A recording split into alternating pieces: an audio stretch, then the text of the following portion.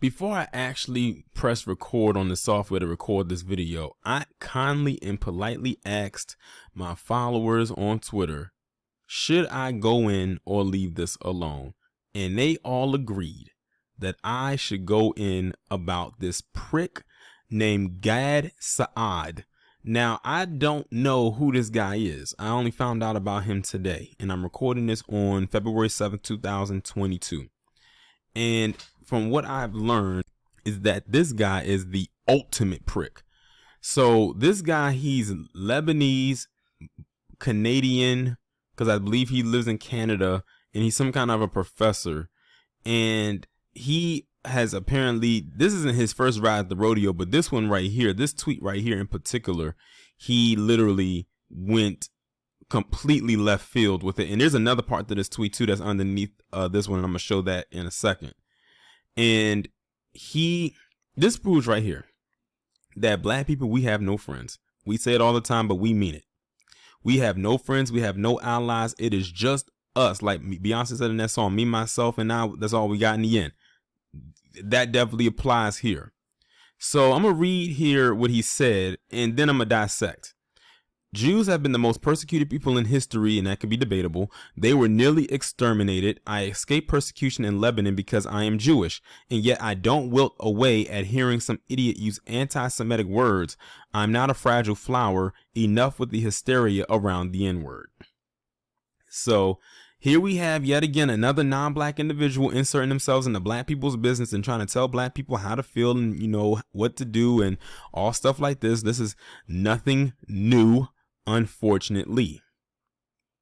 And see, he probably feels ultimately protected because he's Jewish and he's on this app and he feels he can say whatever he wants and nothing's going to happen to him. And the reason I know this is because when I was looking at the quoted tweets, people were saying, if I said what I really wanted to say, the cops would be at my door. If I said what I wanted to say, I would be off this app. If I said what I wanted to say on here, then something, will happen to me or maybe someone close to me. Like I was seeing those in the quoted tweets. That just shows you right there how protected this group is. You can't even say one thing about them in critique or even something that's in context or even correct, and they feel like it's wrong. They will deem you, anti-Semitic. But we're gonna, break this down, and then I'm gonna go through his other tweet, and we're gonna break that down. The next tweet is not as long as this one.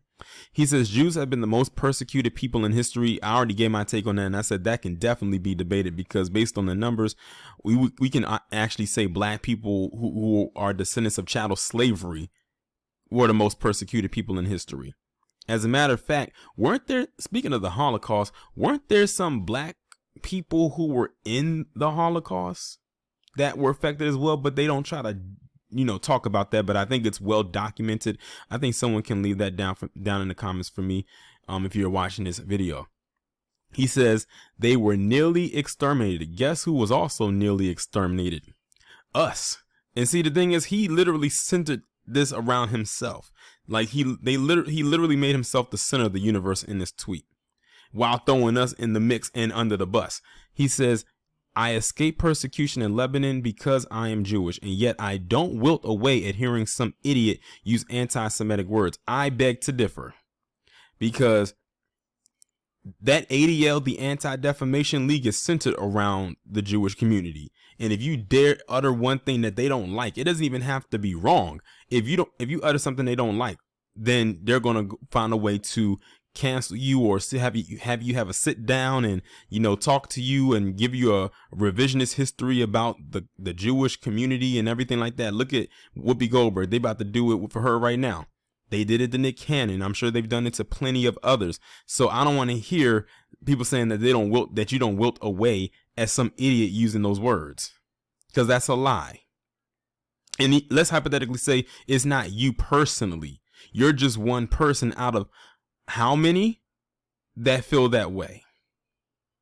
Then he goes on to say, I am not a fragile flower. I beg to differ on that, because apparently from some tweet he made a while back, he got into it with some person who was in Halti, who got into it with his wife about something about the pronouns or whatever that case may be. He tweeted about it, and I guess he felt some type of way In the long story short, that whole thing about him not being a fragile flower is a lie. That is all cap. Everything he said in here was just ridiculous.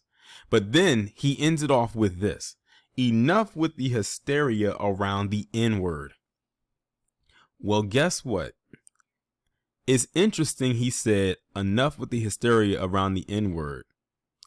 He said the N-word, he didn't type the word out.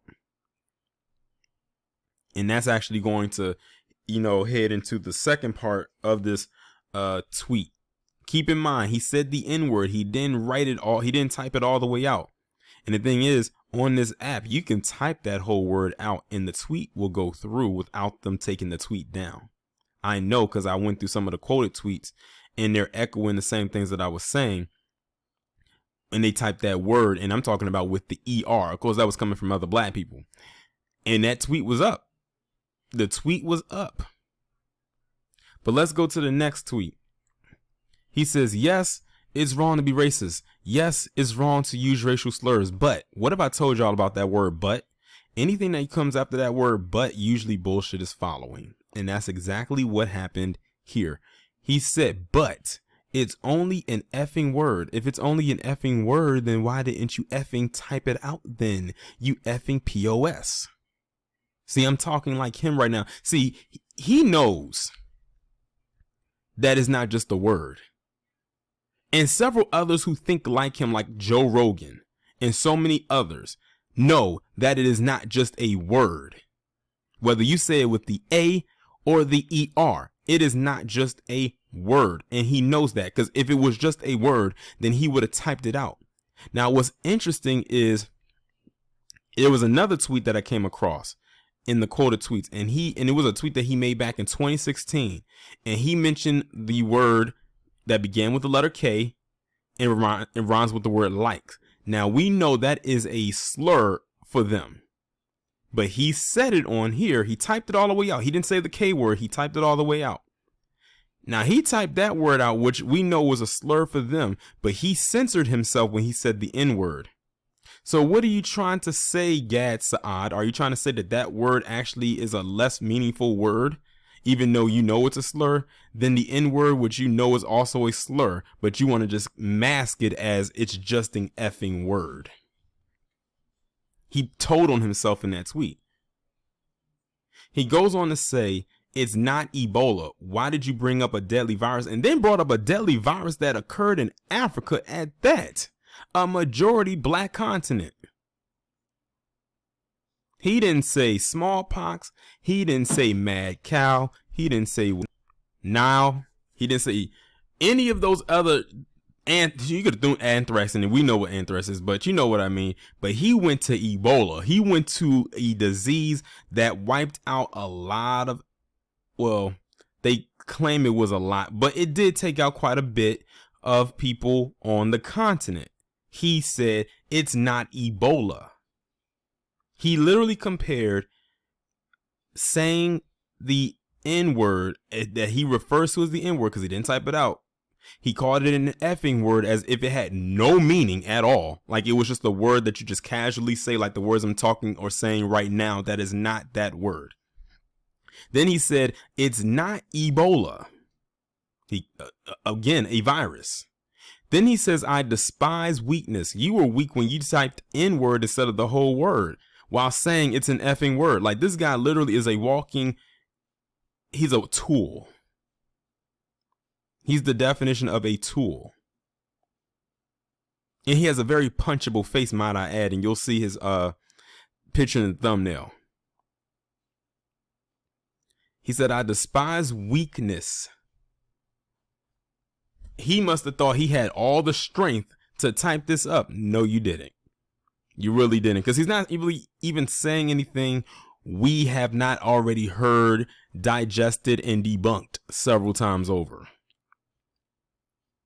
Then he finishes off with white people infantilizing others to feel virtuous. Basically, he's saying that, because here it is, he sees himself as, as Jewish. They don't see themselves as white. A lot of them don't anyway, even though clearly they're PC. A lot of them are. He says white people infantilizing others to feel virtuous. He couldn't even type He said others. We know he's talking about us. He's trying to speak subliminally, but it's too late.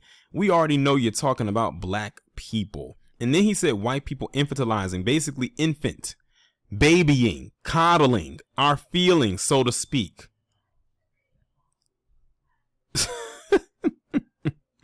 I cannot make this. And he says others to feel virtuous. Now, granted, I will say that there are a lot of PC people out there that do stuff like that, and I can't stand when they do that. However, when we're talking about this guy right here, the angle he's coming at, this was a very bad take. It was a horrific take, and he deserves every bit of the quote unquote dragging that he's getting right now. As you can see, 637 retweets, 1,500 plus quote tweets, and over almost 6,000 likes. And I'm telling you, it's not because they're not liking it because they like what he said or anything like that. It's because they're doing it so people can see it on their timelines and continue to go in on him. Keep in mind, this was posted on February 5th, 2022, and I'm recording this 2 days later. And it managed to make its way to my timeline. So it's been floating around for the last 2 days. And he's doing this because of the whole response to Joe Rogan's situation. But right before that, y'all was canceling Whoopi Goldberg. And she didn't say anything anti-Semitic, nothing even remotely close. But you made it that way. And then she ended up getting suspended from her job on The View for 2 weeks. So I don't want to hear that crap about you wilting away. Or not wilting away at people using those words. That is a lie. And like I said, personally, maybe you don't feel that way, but as a group, as a collective, many of you, several of you do. Let's be 100% honest here. And then have to say that enough with the hysteria around the N-word as if it's just, you know, another word to say that anyone can say. I dare him to go in any space where there's a lot of black people and just say the N-word out loud. And we'll see if he walks out of there the same way he walked in. If he even walks out. But that's really all I have to say about this SOB on the screen. It's so many more people out there that are definitely like him, who feel the need that they can tell black people how to feel. I think that's the biggest insult of this entire tweet, is him feeling the nerve and the audacity, the caucasity to tell black people how to feel. That's one thing that I think as a collective pisses black people off more than anything. If you can't piss us off about anything else, and there's a lot that you could, it's telling us how we should feel, or predicting or dictating how we should feel based on your experiences or however it is that you're feeling at the time. And then get the nerve to get upset when we call you out on it. You just gonna have to be upset. And notice he's saying this all behind a screen. That's the cowardice part of it, because he would not dare get in someone's face, another black person's face, and say an ounce of what he just said on here. Y'all let me know what y'all think about this down in the comments. Like, share, subscribe. If you have not done so already, please make sure that you go ahead and hit that bell. Turn your notifications on to all so you can be notified every time I upload a new video or go live.